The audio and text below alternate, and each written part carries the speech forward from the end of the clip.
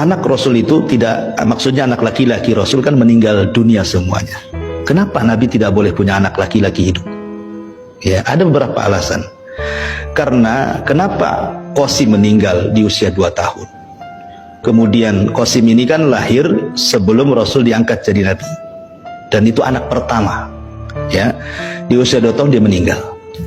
Kemudian setelah meninggal, Rasul langsung punya 4 anak sekaligus, semua perempuan, berturut-turut. Ya, Zainab lahir, habis itu Ruqayyah lahir, Ummu Kulsum lahir, Fatimah lahir. Nah, kemudian habis itu punya anak laki-laki lagi setelah dia jadi Nabi. Namanya Abdullah. Makanya oleh Rasul kemudian dijuluki At-Tayyib atau At-Tahir. Ya, orang baik karena diutus setelah jadi Nabi kan. Tapi sayang, belum genap 2 tahun disusui, meninggal. Sedih Khadijah. Sebab itulah kemudian Rasul sedih, makanya kemudian Khadijah mengambil anak angkat namanya Zaid ibn Harithah untuk mengobati Rasul juga kan. Karena anak laki-lakinya meninggal semua, maka dicarikan budak namanya Zaid ibn Harithah, diangkatlah jadi anak angkat sebagai ganti daripada putra-putra beliau yang meninggal gitu ya. Kemudian di akhir hidup Rasul, Allah takdirkan punya anak lagi, tapi bukan dari Khadijah. Khadijah sudah meninggal kan itu ya. Ini kan sudah hijrah, dan itu di akhir-akhir kehidupan beliau, dari Maria budaknya yang dihadiahi oleh Muqawqis Raja Mesir kepada Nabi, namanya Maria Qibtiyah. Digauli Rasul punya anak namanya Ibrahim. Baru setahun 6 bulan meninggal juga Ibrahim. Pertanyaannya, kenapa anak-anak laki-laki Nabi harus meninggal semua? Kata para ulama, sebab kebiasaan para Nabi itu, kalau punya anak hidup sampai besar pasti akan mewarisi para jadi Nabi. Pasti jadi pewaris Nabi. Ibrahim punya anak Ishak jadi Nabi. Punya anak Ismail jadi Nabi. Ishak punya anak Ayub jadi Nabi. Ayub punya anak Yusuf jadi Nabi. Kan itu ya. Zakaria punya anak Yahya jadi Nabi. Nabi Daud punya anak Sulaiman jadi Nabi. Seandainya anak Rasul hidup sampai dewasa jadi Nabi, sementara tidak ada Nabi setelah Nabi. Rasul yang mengatakan la nabiyya ba'di, tidak ada nabi sepeninggalku. Dan Allah mengatakan khataman nabiyyin, penutup para nabi. Kalau nabi sudah ditutup Rasul, berarti tidak akan diwarisi. Makanya tidak ada yang hidup anak-anaknya. Karena kenabian itu dari jalur laki-laki. Ya, Hasan dan Husain ini dari jalur perempuan kan, Fatimah. Makanya tidak jadi nabi. Karena kenabian itu dari jalur laki-laki semuanya. Makanya kemudian Hasan dan Husain ya dijadi nabi, ya cucu nabi saja. Kemudian alasan yang kedua, kata para ulama, kalau seandainya anak nabi ada yang sampai dewasa gitu ya, maka akan terjadi pengkultusan. Ya kan? Sekarang aja keturunan nabi banyak yang dikultuskan. Ya kan? Habaib-habaib itu ya.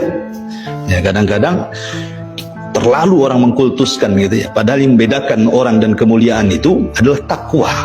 Takwa seseorang kepada Allah Azza wa Jalla. Lah, Rasul itu pernah menggendong Hasan dan Husain. Kemudian Hasan dan Husain ini, salah satu dari 2 cucuku ini, kata Rasul, akan ada yang mendamaikan kekuatan kaum muslimin yang sedang berhadapan-hadapan dan siap bunuh-bunuhan, katanya. Rupanya betul. Di saat Khalifah Abu Bakar sudah nggak ada, Umar sudah nggak ada, Utsman meninggal, di sini mulai cekcok. Ada fitnah perang antar kaum muslimin, kubu Muawiyah dan kubu Ali. Ketika Ali meninggal, tahtanya jatuh ke tangan Hasan. Hasan lebih banyak dukungannya dibandingkan bapaknya. Kalau dia mau menyerang Muawiyah, menang. Tetapi Hasan tidak mau. Dia ingin berdamai. Dia serahkan kekuasaannya kepada Muawiyah. Dia tidak menjadi khalifah, hanya 6 bulan saja dia mimpin. Dan ketika itu disebut Amul Jamaah. Dan betullah sabda Nabi, di antara 2 cucuku ada yang mendamaikan. Kalau Hasan ketika itu terhasut, tidak boleh menyerahkan, perang tuh, bisa bunuh-bunuhan tuh. Hasan udah banyak orang-orang Kufah dukung kan, dibandingkan di masa itu. Tetapi Hasan tidak mau, sudah tahu ini akan banyak korban. Sudahlah, akhirnya persis seperti sabda Rasul, khilafah kenabian itu 30. Tetapi di sini, walaupun Muawiyah dianggap pemberontak, tetapi kita tidak bisa mencela Muawiyah, karena Muawiyah sahabat Nabi. Muawiyah penulis wahyu Nabi. Dia melakukan seperti itu karena ijtihad. Seorang mujtahid apabila berijtihad salah, tetap dapat pahala. Ya, kalau kita betul saja salah, apalagi salah kan gitu ya. Karena kita bukan seorang mujtahid. Ya, jangan coba-coba berijtihad. Ya. Kenabian itu 30 tahun. Ditutup dengan 6 bulan, kekhilafan Hasan genap 30 tahun. Setelah itu tidak ada khilafah nubuah, yang ada mulkun wa rahmah, kerajaan tetapi diliputi rahmat. Nah, raja pertama inilah Muawiyah bin Abi Sufyan.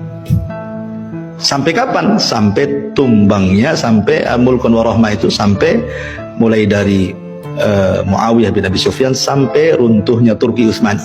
Itu masih khilafah, masih berdasarkan hukum Islam, walaupun banyak kezaliman tetapi masih menerapkan hukum Islam, ya kan? Baru setelah khilafahnya Utsman, baru sudah kekuasaannya sudah banyak kezaliman, diktator dan begitu seterusnya, dan nanti di akhir zaman lah khilafah nubuah itu akan muncul ketika munculnya Imam Mahdi. Tapi yang jelas bahwa di sini Rasul mengatakan kepada dua cucunya ini menjadi sebuah kenyataan, dan ini mujizat.